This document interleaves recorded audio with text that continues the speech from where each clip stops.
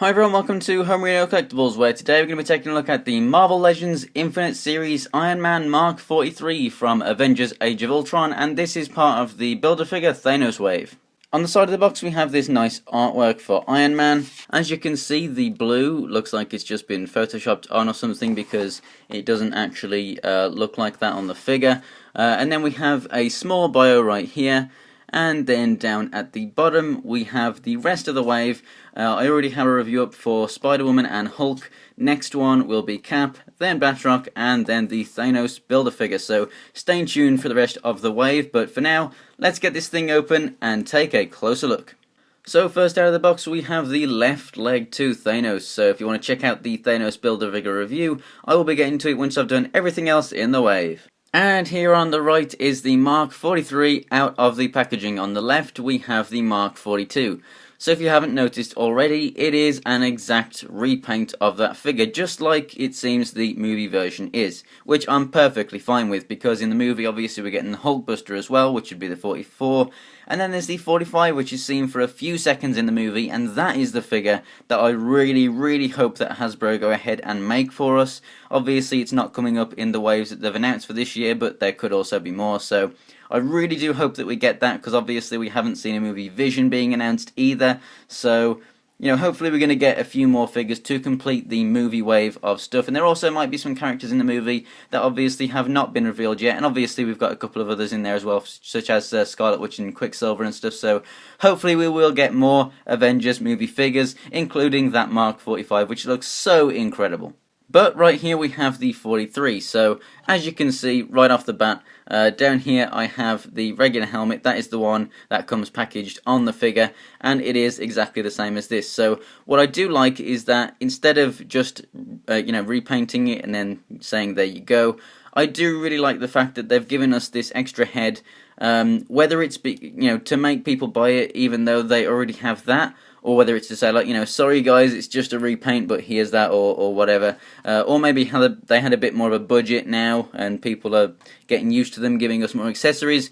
Whatever reason it is, I'm really happy that we get it, and I do really like it. But there is one problem with it. Yeah, these bottoms of the mask sit literally directly in front of his eyes. You have to look at it from the side to see them.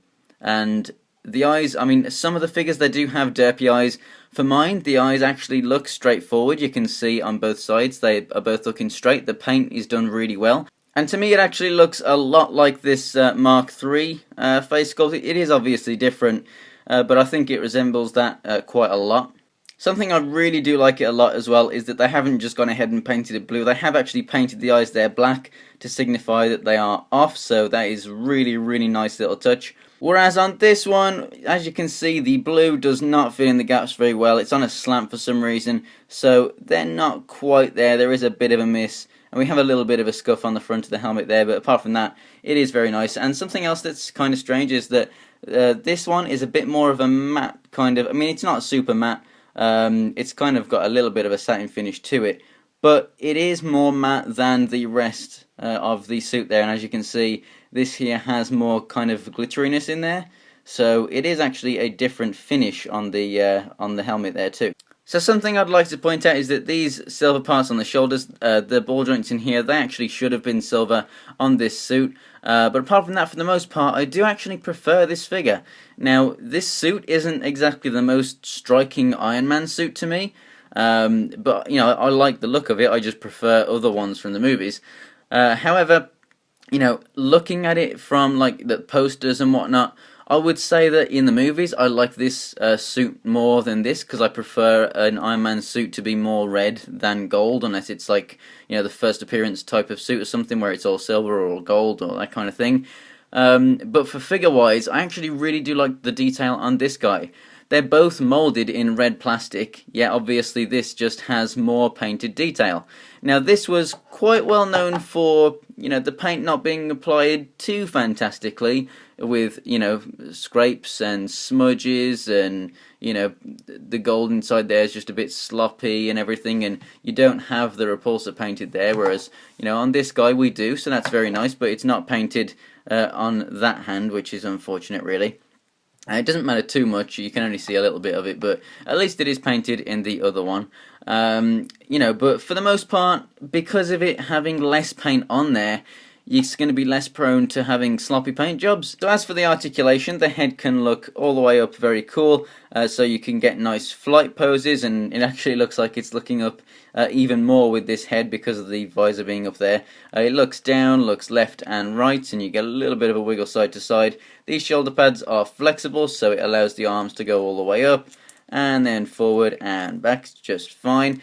You got a swivel at the bicep, double jointed elbow, and then the hands swivel. And then they have this flexible guard on there, which is actually glued to the hand. Now, as you can see, I haven't moved this one much, but it is actually glued into that position. And then when you lift it up, it actually separates the glued part of it, meaning that there's actually less holding it on. And as you can see, it just goes straight back down. This one, I actually tend to keep this in this position. So obviously, as you can see, when I move it down, it stays up, and you can see inside there that the glue basically separates, so there's less holding it on there, but as you can see, it holds on perfectly fine. It's not going to snap off or anything like that.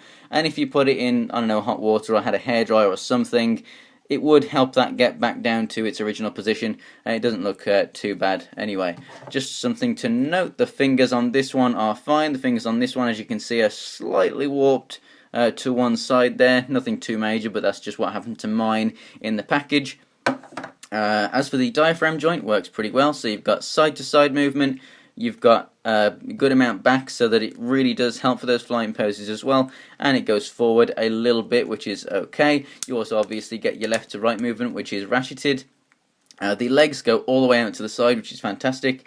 They go out front far enough, really, but with this suit, he, you know, in the films, is quite animated. I think he has kind of more, you know, real-life movement than the other suits that he has, so it would have been nice to get a little bit more than that, but it's not too major.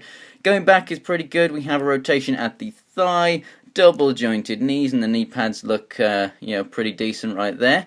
And then the feet go up and down, and we have a really good ankle pivot too. He stands about 6 3/4 inches tall, so you know, good size, pretty good articulation. Obviously, you've got the soft bits on the shoulders and the soft guards on the hands and everything that will, whilst giving you an accurate look for the figure, still move and enable you to get the good articulation there. You've got the interchangeable head, which means you're getting kind of better value than that guy, I guess. And obviously, I mean, the golds, they are slightly different. The gold on this guy is a touch lighter, but on the actual helmet itself, it matches pretty well. So you could obviously, if you already have this guy, get this and put it on there if you prefer that suit, because the color scheme for the helmet is the same. So yeah, I mean, if you have it and you want to add, you know, another armor into your Iron Man armory, or because you are, you know, you want the new Avengers Age of Ultron team, then I would highly recommend the figure. It's very, very nice. Like I said, the paint isn't as sloppy as the 42 because there's simply less of it, so that's very nice. But if you already have the 42 and you don't absolutely need this guy, you know, we might, if you just wait a little bit, obviously there's the Hulkbuster, but there might be a Mark 45 armor being released, and that would be absolutely fantastic. So if there is, you could obviously just pass on this one. It's not that much different. Save your money and go ahead and get that. But the Thanos Build-A-Figure to me is a really good Build-A-Figure. So if you do want the Build-A-Figure, obviously you got to get this guy. So yeah, highly recommended figure, but pass on it if you've got this guy, really, because you don't need it too much unless you are an Iron Man fan. So thanks for watching, guys. If you want to check out pictures of stuff from my collection that could be in future reviews, then go ahead and check me out on Instagram and Twitter. Links in the description below. It's Homerino123 for both. And to check out the rest of the figures in this wave and more Marvel Legends reviews, go ahead and click on that subscribe button. So thanks for watching, guys, and I'll see you next time.